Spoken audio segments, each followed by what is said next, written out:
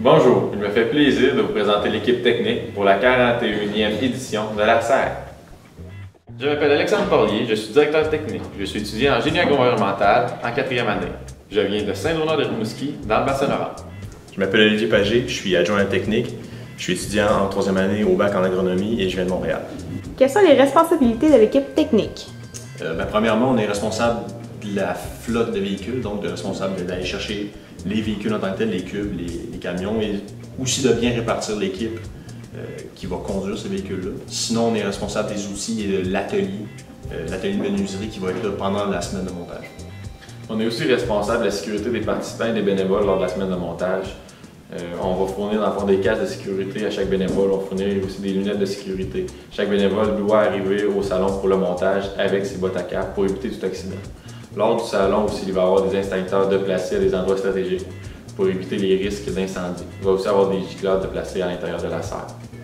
Quels sont les défis de votre direction cette année?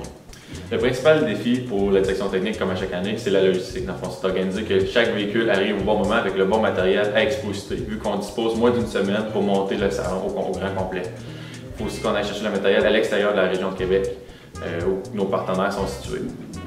Et pour ça va nous prendre une bonne équipe. Il va falloir aller chercher des gens qui sont fiables, des gens qui sont compétents, puis dans le fond, de se monter une équipe assez nombreuse pour être capable de justement pouvoir les répartir un peu partout autour de Québec.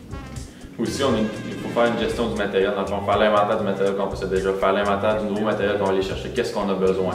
Faire aussi le salon, on a des animaux, fait qu'il y a une gestion de matière organique très importante à faire, donc il faut prévoir la quantité de matière organique qu'il va y avoir pour bien la disposer.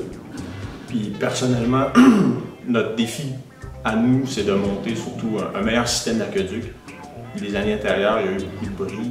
Ça serait d'améliorer ça, de léguer au prochain un système en bonne santé, disons.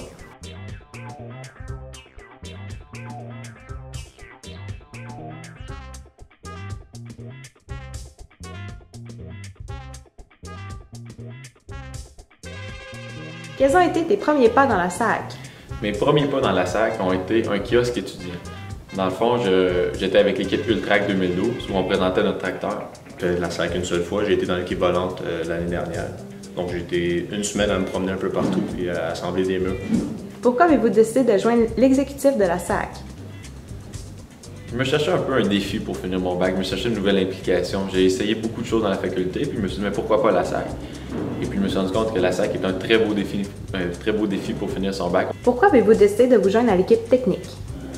J'avais envie de voir le côté un peu plus gestionnaire de la logistique. J'ai déjà de l'expérience dans ce domaine-là. J'ai toujours aimé ça, disons, travailler manuellement. J'ai toujours été un gars de terrain. Là, je voulais voir, disons, les derrière de tout ça et apprendre à gérer une équipe aussi.